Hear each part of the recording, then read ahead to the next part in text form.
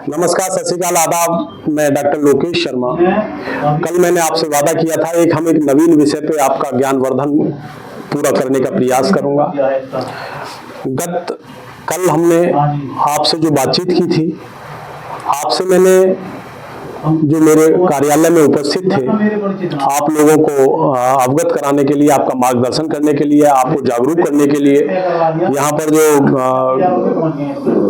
वो आए हुए थे साइबर थाना के प्रभारी श्री राम खिलाड़ी यादव जी उपस्थित थे। और उन राम खिलाड़ी यादव जी ने, जो साइबर थाना प्रभारी थे, उन्होंने उन बिंदुओं पर जो वर्तमान में हाईटेक स्थिति से वो हाईजैक कर रहे हैं लोगों को, उन बुद्धिजीवी वर्ग के लोगों को, उन ऑफिसर्स को, उन अधिकारियों को, कि जो बहुत अधिक बुद्धिमान है लेकिन उस बुद्धिमत्ता के सापेक्ष वो टेक्निकल रूप से इतने अक्षम हो जाते हैं कि वो उनको हाईजैक करने में ज्यादा समय नहीं लेते और वो हाईजैक कर लिया जाता है। उनके खाते से उनकी गाढ़ी कमाई को, जीवन की गाढ़ी कमाई को पूरा अपने खाते में ट्रांसफर कर लिया जाता है। तो इस तरह के जो वर्तमान की स्थिति में जो नई टेक्नोलॉजी अपनाई जा रही है, नई तकनीकी अपनाई जा रही है, उन फ्रॉडस्टरों के द्वारा, उन फ्रॉडस्टरों की नई तकनीक के विषय में उन्होंने विस्तार से प्रभारी महोदय ने बताया था। निश्चित रूप से आपको समझ में आया होगा। आज हम एक ऐसा विषय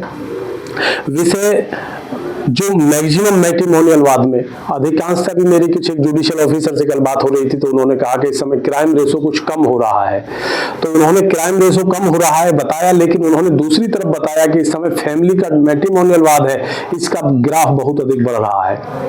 तो पहले सिविल अधिक होता था, फौजदारी कम होता था, फिर सिविल कम हुआ, फौजदारी अधिक हुआ। आज स्थिति ये आ गई, आज फौजदारी कुछ कम हो रहा है लेकिन मैट्रिमोनियल अधिक बढ़ रहा है। तो मैट्रिमोनियल बढ़ रहा है तो उसमें एक आपने सेक्शन देखा होगा, मैक्सिमम मेरे जितने भी विद्वान अधिवक्ता बंधु हो, मेरे पक्षकार विपक्षकार हो, चाहे जुडिशियल ऑफिसर्स जो इस तरह का निर्णय पारित कर रहे हैं, देख रहे हैं विचाराधीन मुकदमों को लगातार निर्णित कर रहे हैं, तो उनके यहाँ पर भी 125 सीआरपीसी का जो वाद फाइल होता है, उस 125 सीआरपीसी हो, चाहे इंटरिम भरण पोषण मीन्स अंतरिम भरण पोषण के लिए सेक्शन 24 का प्रार्थना पत्र हो, इन दोनों ही कंडीशंस में जिस समय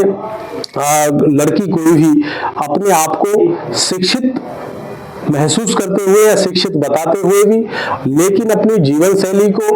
और निष्क्रिय रहना दर्शाते हुए और भरण पोषण की अपेक्षा करती है पुरुष पक्ष से, तो उसमें माननीय उच्च न्यायालय नई दिल्ली द्वारा एक आदेश प्रतिपादित किया गया, एक आर्डर पारित किया गया। ये आदेश साकेत कोर्ट पड़ता है डिस्ट्रिक्ट साउथ में, डिस्ट्रिक्ट में नई दिल्ली में। तो वहां साउथ डिस्ट्रिक्ट के प्रिंसिपल जज फैमिली कोर्ट द्वारा पारित आदेश के अगेंस्ट ये आर्डर पास हुआ है और इसका क्रिमिनल मिसलेनियस अपील नंबर है 2023 में ये पेश होता है और 19 मार्च 2025 को इसका एक रिजल्ट आता है और ऑनरेबल चंद्रधारी सिंह ऑनरेबल न्यायमूर्ति जज साहबान इसको आदेश को पारित करते हैं। तो एक ऐसी नजीर है, उन्होंने साफ और सुस्पष्ट किया है, उन्होंने कहा है कि एक शिक्षित पत्नी निष्क्रिय रहकर भरण पोषण की मांग नहीं कर सकती। मैक्सिमम स्थिति में हम लोग देख रहे हैं यहाँ पर, मैं उनको भी कहना चाहूंगा जो मेरे विद्वान अधिवक्ता बंधु हैं, जो लड़की पक्ष का कोई भी केस फाइल करने के सापेक्ष जो लोग लड़का पक्ष का भी केस फाइल कर रहे हैं, मेरे दोनों ही विद्वान अधिवक्ता दोनों के लिए ही बहुत महत्वपूर्ण सब्जेक्ट है। महत्वपूर्ण सब्जेक्ट तो महत्वपूर्णता को स्वतः ही लड़की पक्ष के करने वाले जो मैं बातचीत कर रहा हूँ उससे स्वतः ही समझ गए होंगे, लेकिन मैं उनसे आग्रहपूर्वक निवेदन करना चाहता हूँ कि जो लोग लड़के पक्ष की वकालत कर रहे हैं, पति पक्ष की वकालत कर रहे हैं, वर पक्ष की वकालत कर रहे हैं, उनके लिए बहुत महत्वपूर्ण बिंदु है। वो बिंदु है, यदि लड़की भरण पोषण की मांग करने वाली शिक्षित है और इस तरह की शिक्षा ग्रहण किए हुए है कि वो कुछ भी कर सकती है, चाहे एजुकेशन में पढ़ा सकती है और दूसरे बहुत सारे कोर्सेज के माध्यम से जो क्वालिटी हासिल किए हुए है उससे नौकरी कर सकती है, भरण पोषण कमा सकती है, उदर पूर्ति कर सकती है, जीवन दिनचर्या को चला सकती है, तो उन कंडीशंस में उसकी एजुकेशन के सापेक्ष वो निष्क्रिय अपने आप को नहीं बताते हुए भरण पोषण की मांग ना 125 सीआरपीसी में और ना 24 सीआरपीसी के प्रार्थना पत्र के सापेक्ष पति से नहीं कर सकती। और यदि करती है तो ये पूर्ण रूप से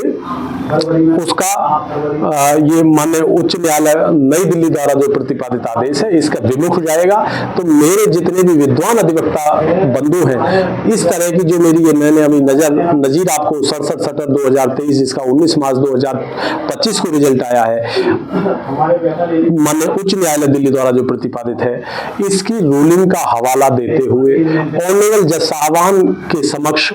अच्छे से आर्गुमेंट करें, अच्छे से बहस करें, तो निश्चित रूप से मनोबलपूर्ण सद्भाव और संभाव सहयोग सौहार्दता के साथ में अपने पक्षकार को, अपने उस पति पक्ष को जिसकी वो वकालत कर रहे हैं, निश्चित रूप से उसको निर्णित अपने पक्ष में करा सकते हैं और एक यश कीर्ति वैभव का पूरा पैरा पैमाना स्थापित कर सकते हैं। और मैं उन भी तमाम जुडिशियल ऑफिसर्स, अपने न्यायाधीश महोदय जो भी प्रिंसिपल जज फैमिली कोर्ट के सापेक्ष या स्वयं फैमिली कोर्ट जो भी है, मैं विनम्रता के साथ में इस रूलिंग को निवेदन के साथ में निवेदित कर रहा हूं कि यदि इस तरह के कोई मामले आते हैं तो निश्चित रूप से ऐसा नहीं कि वर पक्ष को ही प्रभावित किया जाए। इस रूलिंग का हवाला देते हुए वो स्वतः भी संज्ञान लिया जा सकता है ऐसे मामलों में। तो इन्हीं कामनाओं के साथ कल 28 तारीख है, इस 28 तारीख में एक नवीन विषय पे हम शुक्रवार को एक नया एक विषय ऐसा उकेरना चाहूंगा मैं जागरूकता का कि जो ओतप्रोत हम आपस में जो होंगे तो आपको भी अच्छा लगेगा, आनंद आएगा। तब तक हम आपसे लेते हैं विदाई। नमस्कार।